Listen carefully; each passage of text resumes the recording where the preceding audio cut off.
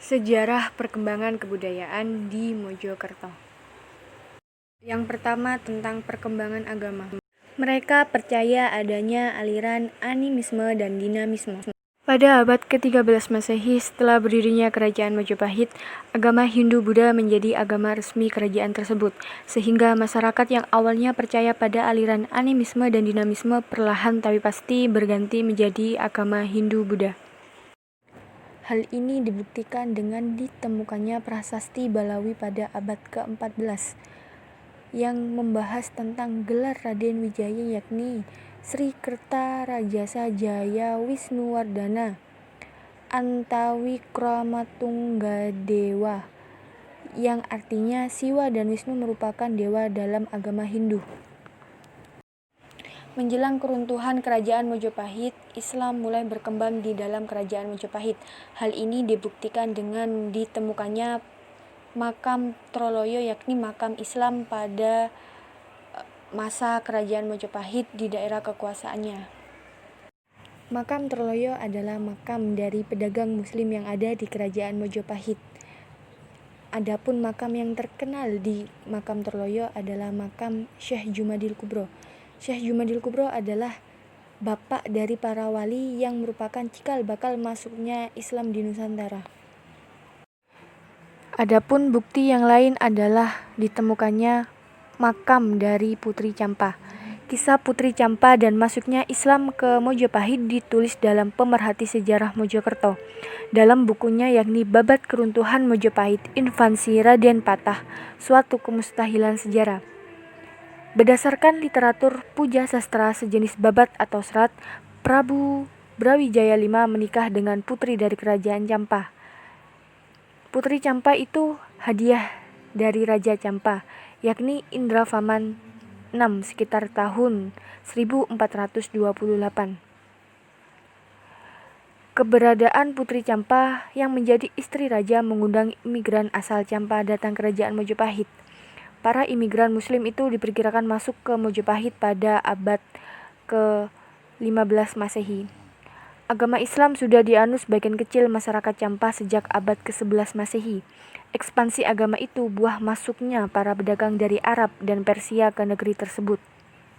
Terdapat nama-nama besar ulama di antara imigran asal Campa yang datang ke Majapahit, yakni Raden Rahmat atau Sunan Ampel ayah Raden Rahmat Makdum Ibrahim Asmara, dan Ali Raden Murtolo, yakni Raden Burereh. Kedatangan imigran Muslim asal Campa itu membuat Prabu Ranawijaya menggagas pendirian masjid. Dia berharap daerah pesisir seperti Surabaya, Gresik, dan Tuban menjadi lebih ramai dikunjungi pedagang Muslim, sehingga memberi keuntungan ekonomi bagi Kerajaan Majapahit. Oleh Raja Ranawijaya, Raden Rahmat ditempatkan di Surabaya, sedangkan Santri Ali ditempatkan di Gresik. Raden Rahmat lantas ditunjuk sebagai imam masjid di Ampel Denta, sehingga dijuluki Sunan Ampel. Dia menikah dengan Nyi Ageng Manila, putri Adipati Tuban, yakni Arya Teja. Dia lalu diangkat menjadi Adipati Surabaya menggantikan kakeknya, Arya Lembu Sora yang meninggal. Babat Tanah Jawi yang menyebutkan Raden Rahmat meminta Raden Patah membuat masjid besar di Demak. Raden Patah melaksanakan perintah tersebut pada tahun 1479 Masehi. Saat itu Raden Patah menjabat sebagai pecat tonda di Bintoro. Dia menikahi adik kandung Raden Rahmat, Nyi Ageng Maloka.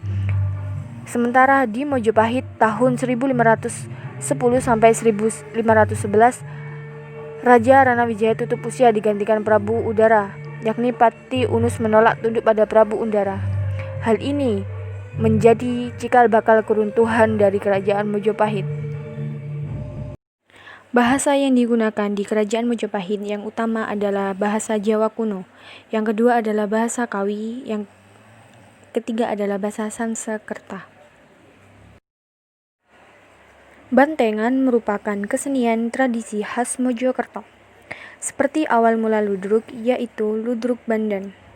Dalam penampilannya, bantengan menyajikan pertunjukan musik, tari-tarian, pencak silat, serta pertunjukan kekanuragaan. Banyak lakon atau cerita yang disajikan dalam pertunjukan bantengan ini. Salah satunya adalah Geger Alas Purwo, yang menceritakan tentang seorang yang sedang menjalani ritual pertapaan di tengah hutan, lalu diserang puluhan banteng dan memedi. Dengan kekuatan yang didapat dari Sang Pencipta, seseorang pertapa ini akhirnya memenangkan perkelahian dahsyat melawan puluhan banteng tersebut. Pertunjukan ini menggambarkan bahwa kejahatan akan kalah dengan kebajikan, syarat dengan lantunan sholawat yang dibalut dengan musik tradisional. Artinya, seseorang yang percaya dengan Tuhan dan pengikut Nabi Muhammad SAW akan selamat dunia akhirat. Hal ini juga masih dilestarikan di kebudayaan Mojokerto. Adapun di sana ada sejenis gubuk kesenian yang mengajarkan tentang kesenian-kesenian yang ada di Mojokerto yang terletak di desa Puncung Songo yang ada di daerah Trawas.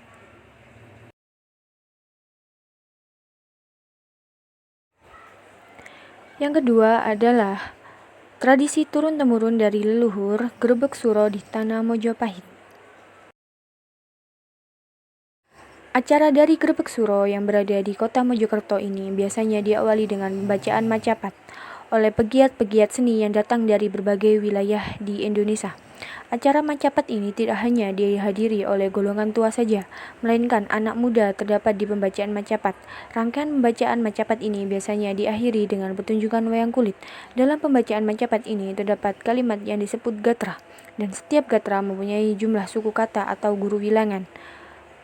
Keesokan harinya, sebelum menuju acara puncak, biasanya para sesepuh akan melaksanakan ritual ke tempat-tempat peninggalan kerajaan Majapahit, mulai dari Taman Makam Pahlawan, Siti Inggil, Petilasan Prabu Jayanegara, Makam Tri Buana Tunggadewi, Petilasan Hayam Buluk, Makam Tri Putri Cempo, atau Kubur Siji. Lanjut ke acara selanjutnya, yaitu pagelaran seni. Dalam pagelaran seni ini ada bantengan dan rok ponorogo yang dilaksanakan di Pendopo Agung Trowulan. Tidak berakhir sampai di situ saja. Setelah melakukan kirap massal atau arak-arakan, masyarakat akan mendapatkan nasi bungkus yang sudah diberikan oleh pihak yang terkait. Ini merupakan berkat dari Tuhan Yang Maha Esa. Rugi apabila datang ke sini tidak memakan makan yang sudah tersedia. Untuk sistem teknologi di zaman Kerajaan Majapahit, pada tahun 1293, Kaisar Dinasti Zuan Kubilahan mengirimkan pasukan untuk menyerang Kerajaan Kediri yang pada masa itu dikuasai oleh Jaya Katuang. Raden Wijaya memanfaatkan momentum ini untuk bekerjasama dengan pasukan Cina Mongol demi menghancurkan Kerajaan Kediri. Dalam serangan yang berhasil itu, pasukan Cina Mongol menggunakan meriam yang disebut Pao. Dari situlah bangsa Jawa mengenal meriam dan mengembangkan meriam sendiri di kemudian hari. Untuk sistem pencaharian, sebagian besar masyarakat Kerajaan Majapahit bekerja sebagai petani. Hal ini disebabkan karena wilayah Kerajaan Majapahit yang terletak di pesisir sungai yang mempunyai aliran yang cukup deras.